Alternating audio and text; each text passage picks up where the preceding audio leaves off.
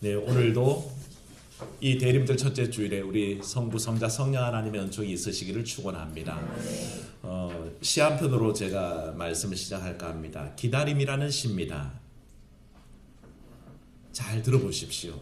눈을 지그시 감고 고개를 45도로 떨어뜨리면 잠이 옵니다.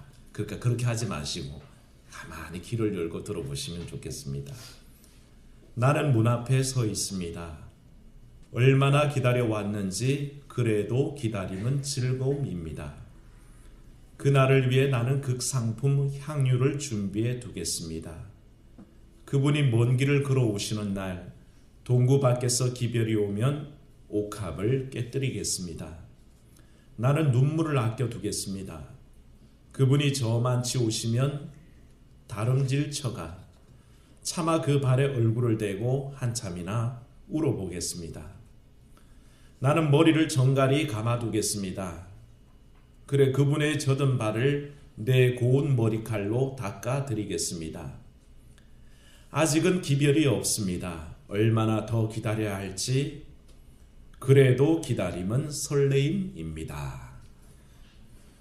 작가가 누군지는 모르겠습니다만 우리 주님 오심에 대해서 기다리면서 그 주님 오셨을 때 달려가 내 향유를 깨트리고 내 머리카락으로 그 발 씻겨드리겠다는 그 강한 기다림의 설레임이 있습니다. 기다림의 계절 대림절입니다. 대림절의 절기를 우리가 기다림의 계절이라 그럴 때에 보통 기다림이라고 쓰고 읽을 때는 설레임이라고 읽는답니다. 말은 기다림이지만 마음속은 설렌다는 것이죠. 오늘 우리 마음속에 주님을 기다리는 그 마음속에 설레임이 있으면 좋겠습니다. 우리가 장식도 했습니다. 아까부터 자꾸 나팔을 제기에만 불어서 제가 왜 저만 자꾸 부는지 가끔씩 이게 돕니다. 바람에 가끔 통통한 엉덩이가 딱 보이는 각도로 바뀌어 있습니다만 이 모든 것들이 누구를 위한 겁니까? 우리 주님 오심을 기다리기 위한 것들입니다. 우리 주님 앞에 우리가 사모함으로 간절함으로 설레임으로 기다리기 위해서 이 많은 상징들을 장식으로 달아둘 뿐입니다. 이것은 그야말로 상징일 뿐입니다. 그래서 이 상징을 통해서 우리는 누굴 봐야겠습니까? 예수 그리스도를 봐야 합니다. 오실 주님 그 기대하는 마음속에 꼭 우리 주님 만나시기를 주의 이름으로 축원합니다. 그 기다림의 계절을 우리가 보냅니다. 기다림이라는 것은 절박할수록 더 절실해지죠. 누군가를 기다릴 때 굉장히 절박해지는 마음 아십니까? 언제가 말씀드린지 모르겠지만 저희는 어릴 때 저희 집이 신발 가게를 했습니다. 신발 가게 하면 좋은 신발 신는다고 남들 다 얘기하는데 천만에요. 우리 아버지는 항상 그러지 않으시고 아이들이 신발을 갈아 신으러 왔을 때 벗어놓고 가면 그 중에 좀 괜찮은 걸 절 신으라고 주셨습니다. 그리고 새 신은 어떻게 해야 됩니까? 팔아야죠. 팔아야 되죠. 그렇게 가끔씩 그렇게 가서 아버지가 장사하시는 걸 이렇게 가만히 보고 있으면 아주 어릴 때지만 그런 마음이 있어요. 손님이 많으면 기분이 좋겠습니까? 안 좋겠습니까? 어린 마음에 기분이 좋습니다. 손님이 많아야지 하는 생각이 들다가 그런데 그래도 아들이 잠시 와 있는 동안 아버지도 급한 볼 일이 있잖아요. 화장실에도 갔다 와야 되잖아요. 근데 그때 얘야 잠깐 나 화장실 갔다 오면 가게 봐라. 그럼 그때부터 어떻게 했습니까? 좌불안석입니다. 손님이 오면 어떡하지? 그전까지는 손님이 많으면 좋겠다고 생각했는데 이제는 손님이 오면 큰일 납니다. 나 혼자 있는데 손님이 오면 어떡합니까? 그래서 걱정이 태산입니다. 왜 아버지는 빨리 안 오시지? 10초가 그냥 1시간처럼 기다려집니다. 갔다 오는 시간이 얼마나 되겠습니까? 화장실 갔다 오는 시간이. 보통 남자들은 대충 하고 손도 안 씻고 오기 때문에 3분이면 갔다 옵니다. 근데 이 3분을 30분보다 더 기다리는 겁니다. 근데 마침내 손님이 불쑥 들어오는 찰나에 저 뒤에 아버지가 보이는 그때의 감격을 아십니까? 그 기쁨이란 말로 못합니다. 기다림에 절박할수록 간절함은 더해지는 것입니다. 그런데 우리의 삶 속에 이런 사소한 얘기 말고 우리의 삶 속에 얼마나 기다림이 절실해질 때가 많습니까? 오늘 말씀의 이사야서의 배경은 바벨론 포로 시대를 거치면서 이스라엘 사람들의 행한 고백입니다. 그들의 고백 속에 오늘 나와 있지만 그들의 삶은 하나님 앞에 죄악을 저지른 삶이었습니다. 그들이 하나님을 의지하지 않고 하나님 앞에 진노하심 때문에 벌을 받아서 자그마치 바벨론으로 포로로 잡혀가 살기를 몇 년을 산지 아십니까? 70년을 살았습니다. 우리가 일제 치하에 몇 년 있었습니까? 36년 동안 일제 치하에 있었죠. 맞습니까? 그런데 이 바벨론 포로는 이스라엘은 자그마치 그 2배에 달하는 70년을 포로 생활을 했었습니다. 그 생활이 얼마나 비참했겠습니까? 살아도 산 게 아닌 삶을 그들은 살았습니다. 그 바벨론 포로의 어려움들을 그들은 굉장히 자주 시편으로 노래했었고, 우리가 예전에 일제치하에 있었을 때처럼 아무런 자기의 삶이 없는 겁니다. 이름도 다 바벨론식으로 바꿔야 합니다. 그래서 우리가 아는 다니엘, 하나냐, 미사엘, 아사랴 이 이름들을 다 버려두고 그들을 부르기를 뭐라 부릅니까? 벨드사살이니, 사드락이니, 메삭이니, 아벳느고니 이렇게 바꿔 부를 수밖에 없었다는 겁니다. 언제가 말씀드렸지만 우리나라 이름에도 지금도 설자, 금자, 정자, 목자, 길자, 미자, 순자 이 자자가 많이 들어가는 게 일제 잔재입니다. 그래서 일본식 이름은 무슨 꼬 할 때 그 자자가 그렇게 돼서 지금도 우리 어른들 이름 속에 그런 이름들이 많이 들어가고 그 이름 싫다고도 얘기하시는데 바로 그런 잔재라는 것이죠. 이름도 내 마음대로 못하고 삶도 내 마음대로가 안 됩니다. 아무리 열심히 살아야 노예살입니다. 아무리 열심히 살아도 별로 희망이 없는 삶을 자그마치 70년을 살 동안에 이들 속에 마음속에 깨닫는 바가 있었습니다. 첫 번째는 이 모든 고통이 무엇 때문이라고 생각하는지 아십니까? 내 죄 때문이라는 고백이 나오기 시작합니다. 내가 하나님 앞에 온전히 살지 못한 죄로 말미암아 우리 민족이 이와 같은 70년의 노예 생활을 한다라는 고백이 나타납니다. 그러면서 또 한편으로 이르는 마음이 있었습니다. 주여 언제까지입니까? 라는 질문이 일어나기 시작합니다. 고통의 시간이 길면 길수록 마음속에 일어나는 마음이 그렇습니다. 주여 언제까지 내가 이 힘든 상황을 이겨내야 됩니까? 이 똑같은 오늘날의 현실 속에도 마찬가지죠. 여러분 중에 경제적인 어려움을 당하는 분이 계십니까? 이 빚에 허덕이는 삶, 이자에 그저 허덕이는 이 삶이 주여 언제면 끝이 나게 되겠습니까? 건강 문제 때문에 힘겨운 분들도 마찬가지입니다. 이 건강의 문제가, 이 고통이 언제나 끝나겠습니까? 주님 도대체 언제까지입니까? 라고 물을 수밖에 없다는 것입니다.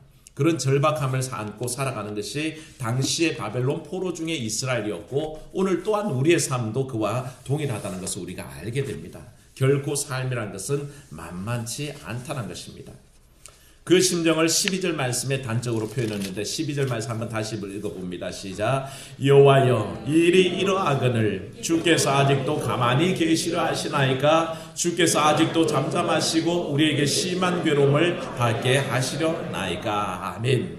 이게 어떻게 보면 하나님 앞에 따지는 것 같습니다. 하나님 왜 이렇게 어려운 상황인데 돌아보지를 않으십니까? 하나님 우리를 내버려 두실 작정입니까? 라고 따지는 것 같은데 실제로는 따짐보다는 이 오늘 우리가 읽은 이사야서 64장의 전반적인 분위기는 그렇지 않으실 거죠 라는 내용이 포함되어 생략되어 있습니다. 우리의 삶 속에 하나님 이토록 고통스러운데 하나님 아니 돌아보십니까? 그렇게 하시지 않으실 거죠. 하나님께서 간섭하실 줄 믿습니다 라는 고백이 이 속에 있는 줄로 믿습니다. 여러분 삶 속에도 마찬가지입니다. 내 삶이 아무리 절박하고 어렵고 고통 중에 있더라도 하나님 버려두실 거 아니시죠? 하나님께서 나를 간섭하시고 분명히 나를 구하시려고 오실 줄로 믿습니다 라는 그 고백이 삶 속에 있기를 축원합니다. 그 고백이 나타나는 것이 바로 오늘 첫 절부터 드러납니다. 뭐라고 했냐면 주는 하늘을 가르시고 강림하소서라는 기도로 오늘의 본문이 시작합니다. 하나님 하늘을 가르고 내려와 주세요 라는 뜻입니다. 하늘에 관해서 제가 자주 말씀드렸지만 이 이스라엘이 고백하는 주여 하늘을 가르고 강림하소서 이 말씀 속에는 하늘이란 것은 사실은 장벽으로 존재합니다. 하나님은 어디에 계시고요? 높은 하늘에 계시고 우리는 이 절박한 삶의 현실 속에 살고 있어서 그 하늘만큼의 괴리가 있다라고 생각되는 그 안타까운 심정이 하늘로 드러나는 겁니다. 그래서 이 하늘의 두터운 층이 바로 하나님께서 나를 돌보지 않는다는 절망 속에 빠져있는 인간의 심리 상태를 그대로 드러낸 것이 하늘이라는 고백입니다. 그래서 하늘에 멀리 계셔서 안이 보이는 것처럼 보이는 그 하나님인데 하나님께서 그 장벽을 어떻게 하시라는 겁니까? 깨트려 버리시는 겁니다. 없애버리시라는 겁니다. 그 장벽을 다 깨고 지금 내게 와주옵소서. 따라합시다. 지금 여기 와주시옵소서. 이 고백이 있기를 축원합니다. 하나님께서는 멀리 계신 하나님이 아니라 지금 여기 와 계시는 하나님이란 것입니다. 어떤 무신론자가 열심히 강의하면서 강의할 때 하나님은 없다라고 쓰면서 God is nowhere라고 썼습니다. 영어로 그렇게 썼죠. 근데 어떤 학생이 그걸 보다가 앞으로 걸어 나가서는 그 중에 nowhere W를 앞으로 떼다 붙입니다. 그러니까 뭡니까? God is now here 이란 말이 됩니다. 하나님께서는 지금 여기 계시다라는 고백으로 바꾸는 겁니다. 단지 글자 하나 옮겼을 뿐인데 어떤 이에게는 하나님은 아니 계신다라는 고백이 되고 어떤 이는 한자 글씨를 옮겨서 하나님은 지금 여기 계신다라는 고백으로 바뀌게 된 것입니다. 사랑하는 여러분, 우리의 삶이 단 한 가지의 결단이면 바뀌어집니다.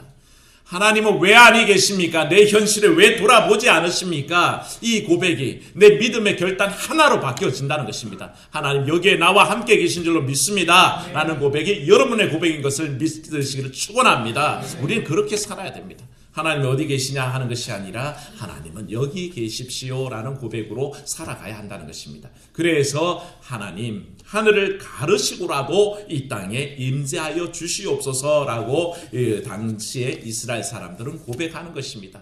바벨론의 포로의 그 어려움 속에 주님 와주십시오. 이 노예살이의 지긋지긋함을 주님 극복하게 해주십시오. 이 가난한 생활 속에서 하나님 벗어날 수 있게 해주시옵소서. 이 병마로 고통받는 내 삶 속에서 벗어나게 해주시옵소서. 그 일은 주님이 오셔야 가능합니다 라는 고백이 이 이사야 64장에 드러나 있다는 것입니다. 이런 간절한 마음으로 우리가 이 말씀을 읽다 보면 하나님께서 우리 가운데 오시는 삶이 드러납니다. 하나님은 최고입니다. 한번 따라합시다. 하나님은 최고입니다. 의심하지 마십시오. 하나님이 최고입니다. 하나님이 오시면요 어느 곳에 오시든지 최고의 자리에 앉으십니다. 그분이 간섭하시면 물질의 문제, 건강의 문제, 사업의 문제 그 어떤 것에도 더 이상 관여할 게 없어진다는 것입니다. 우리의 삶에 얼마나 많은 고통들이 우리를 주무르고 있습니까? 꼼짝 못하게 붙잡고 있지만 실제로는 그들이 득세하여서 제일인 것 같은데요. 막상 하나님이 오시고 나면 누가 그 자리에 앉으십니까? 하나님이 제1순위에 앉으시게 됩니다. 그때는 누구 마음대로 하십니까? 하나님 마음대로 하시게 되는 겁니다. 그걸 믿고 우리는 하나님 오십시오라고 기대할 때 그분은 우리에게 와주시는 분입니다. 하나님은 최고입니다. 그래서 우리가 그분을 기다리는데 바로 하늘을 가르시고 오시라 말씀하시는 거고 또한 1절 말씀 보면 주가 강림하실 때 하늘을 가르시고 또한 산들이 어떻게 한다 그랬습니까? 진동한다 그랬습니다. 산들이 진동한다는 말과 2절에 가면 이방 나라들이 주 앞에서 어떻게 한다 그랬습니까? 떨게 하옵소서라고 얘기하고 있습니다. 이때 이방 나라는 바벨론이죠. 지금 이스라엘을 지배하고 있는 바벨론을 얘기합니다. 그리고 3절 가면 또 뭐라 그럽니까? 주께서 강림하사 우리가 생각하지 못한 두려운 일을 행하시던 그때에 산들이 주 앞에서 뭐 한다고요? 진동한다 그랬습니다. 산들이 1절과 3절에 막 진동하고 떠는 모습과 똑같이 이방 나라들이 뭐 한다고요? 떤다는 것입니다. 지금 이사야는 아주 은유적인 표현으로 얘기하고 있습니다. 산들이 떠는 모양과 지금 이방 나라가 벌벌 떨 모양을 똑같이 동일시하고 있는 것입니다. 사랑하는 여러분, 하늘 외에 우리가 이 땅을 살아갈 때 제일 높은 곳은 산입니다. 태산이 높다 대 하늘 아래 외로다 라고 우리가 얘기하는 것은 그 산의 거대함 때문에 그렇습니다. 산이라는 것은 누구든지 딱 서면 막막하잖아요. 아이고 저 산을 언제 다 넘나 싶습니다. 그런 막막함이 주는 고통이 있습니다. 그런데 주님께서 오시면 이 산들이 어떻게 한다고요? 벌벌벌벌 떤다는 것입니다. 산이 나타나면 산이 하나님 앞에서는 떨 수밖에 없다는 것입니다. 인간 앞에서는 도도하게 딱 자리를 잡고 자리를 안 내어줄 것처럼 그렇게 건방지게 굴지만 하나님께서 오시는 순간에 산들은 떤다는 것입니다. 똑같이 이방 나라 어느 나라요? 바벨론.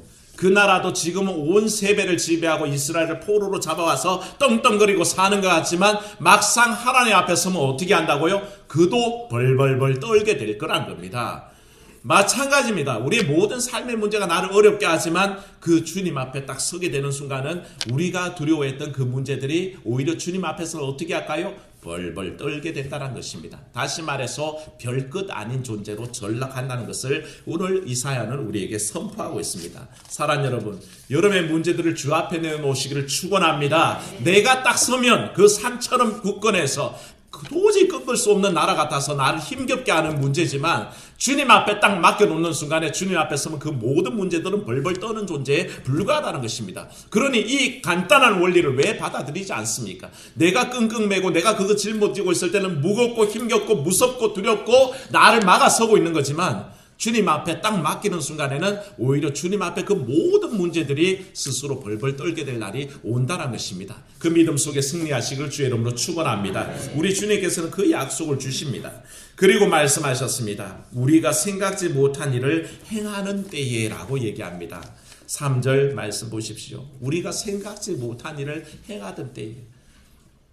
우리 주님의 권능은 그렇습니다. 우리가 생각하지도 못한 일들을 행하시는 분이죠. 우리들이 예측하지도 못했고 아무도 들어본 적도 없고 눈으로 본 적도 없는 일들이 우리 가운데 사실은 일어납니다. 이 대림절에 우리가 기대할 수 있는 것은 사랑하는 여러분, 성육신하신 예수 그리스도를 바라보시기를 축원합니다. 언제 그런 일이 있었습니까? 세상에 어떤 신이 자기를 믿는 백성들을 위해서 자기 목숨 주기 위해서 인간의 형상으로 내려온 적이 있습니까? 십자가에 못 박히기까지 사랑을 베푼 신이 어디에 있습니까? 들어보셔도 본 적도 없는 일인데 하나님은 이 일을 하셨습니다. 인카네이션, 성육신이라 하셔서 오늘 우리 가운데 사람의 모습으로 와주셨다는 것입니다. 이 사실을 믿는 자마다 주님 만날 줄로 믿습니다. 이 사실을 믿는 자가 보게 되어 있다는 것입니다. 말씀이 우리 가운데 거하심에 우리가 그의 영광을 보니 아버지의 독생자의 영광이요 은혜와 진리가 충만하더라 그랬습니다. 말씀이 우리 가운데 계시는데 어떤 이는 눈을 열어서 봅니다. 그 주님을 봅니다. 그래서 나와 함께 하신 주님을 알게 됩니다. 그런데 어떤 이들은 마음을 닫아서 빛이 내 옆에 계신데 바로 주님께서 소망으로 와 계신데도 만나지 못하는 안타까운 현실을 보게 됩니다. 하지만 주님 우리 가운데 몸을 입고 와주신 분인 것을 믿음으로 고백하시기 바랍니다. 그 고백이 기초가 됩니다. 그리고 주님께서 오셔서 어떻게 하셨습니까? 요한복음의 10장 11절을 보면 주님은 스스로를 나는 선한 목자라 그러셨습니다. 주님은 선한 목자로 우리의 삶을 다 돌보시는데 이 요한복음 10장에 보면 나는 선한 목자라. 그래서 양들을 위해서 뭘 버린다고요? 목숨을 버린다 그랬습니다. 어떤 목자라서 양들을 위해서 목숨 버릴 준비가 되어 있을까요? 그런데 우리 주님께서는 선한 목자로 우리 인생들을 위해서 목숨 버릴 준비가 되어 있으신 분이라는 것입니다. 실제로 그리하셨습니다. 결국 십자가에 못 박혀 돌아가셨고 우리 죄를 사하신 분 아닙니까? 그 구주를 오늘 영접하시기를 축원합니다. 주께서 우리를 위해서 죽어주셨다는 사실을 믿는 자마다 누구든지 영생에 들어가는 축복을 주셨습니다. 그러니 우리가 뭘 주저하겠습니까? 받아들이고 그 삶으로 나아가면 된다는 것입니다. 또 하나 오시는 주님에 대해서 하나 고백합시다. 오시는 주님은 우리의 처지를 아십니다.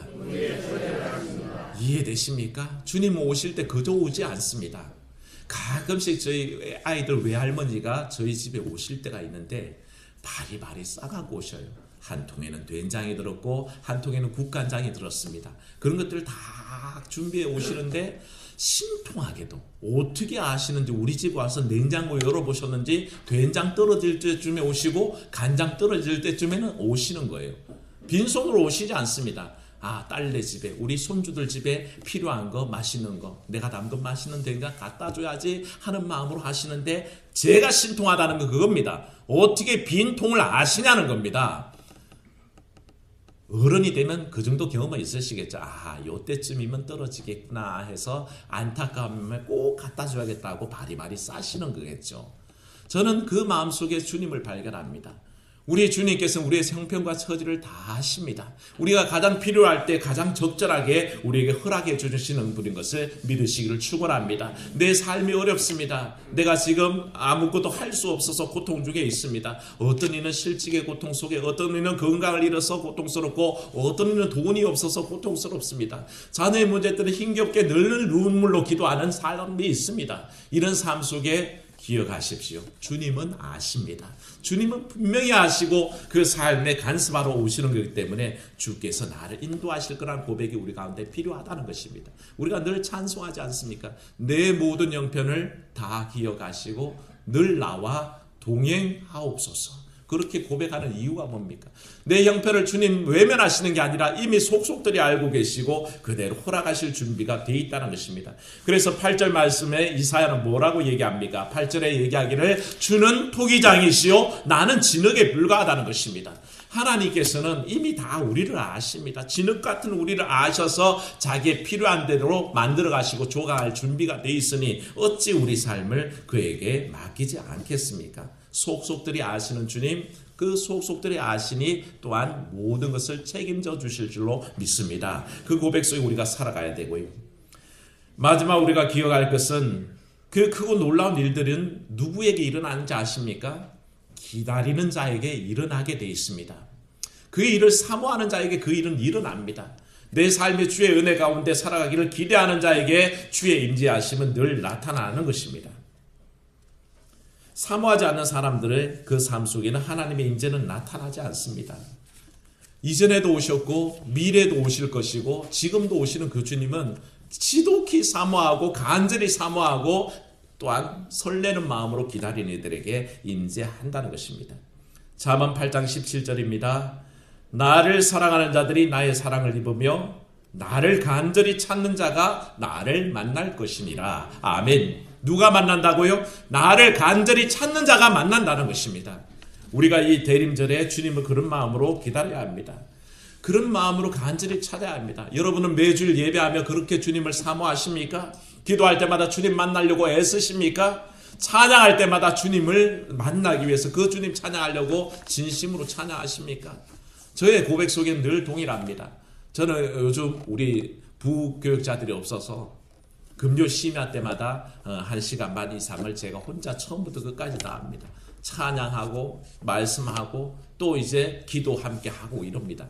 그럼 사실은 다른 건 목도 괜찮고 다른 데는 다 괜찮은데 좀 땀이 나고 허리가 아픈 게 문제예요.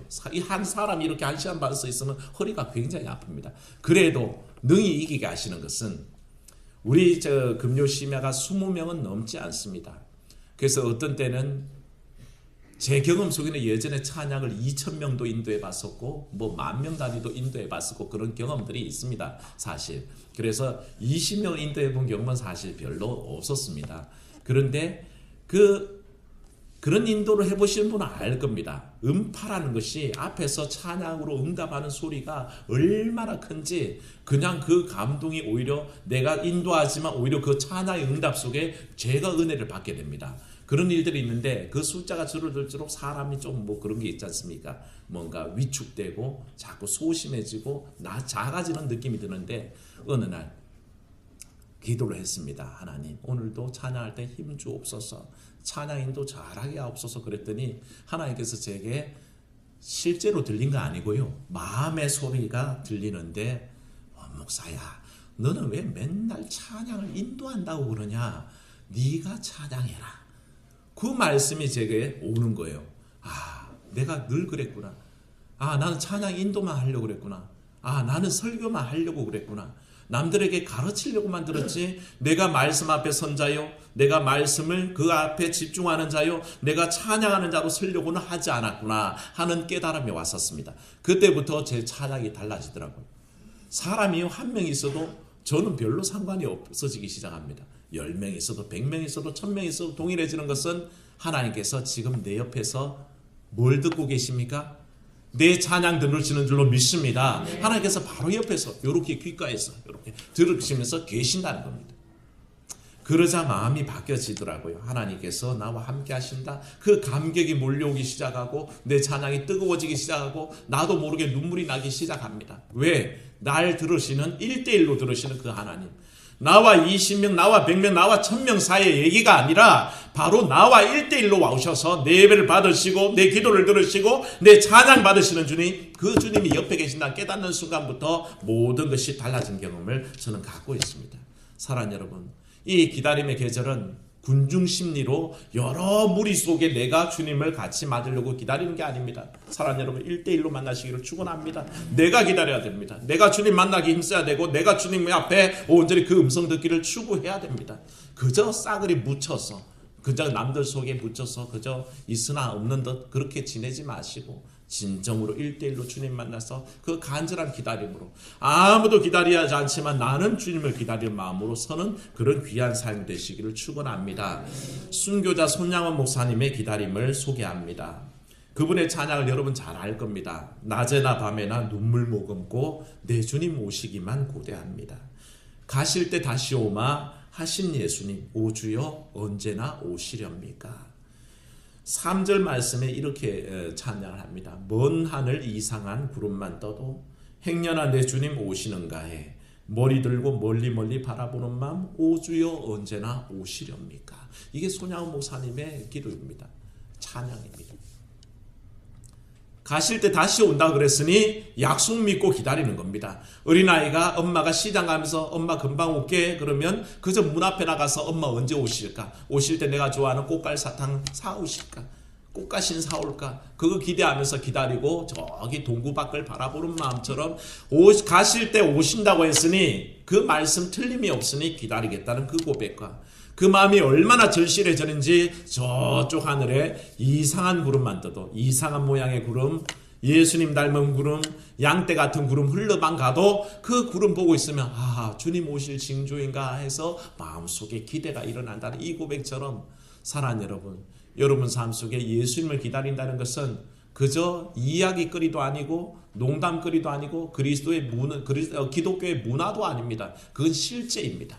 우리의 삶이 바로 하나님을 기다리고 기다리는 그 삶 속에 이루어져야 할 줄로 믿습니다. 이 대림절 첫째 주일을 열면서 우리가 성탄의 기쁨을 맞이할 때까지 더 주님을 간절함으로 기다리고 그것이 이런 예배의 예전 속에만 있는 게 아니라 내 삶 속에서 주님 오셔야 합니다. 주님 오신다 하시지 않았습니까? 꼭 와주십시오. 그 기대로 여러분 삶을 채워가시기를 주의 이름으로 축원합니다.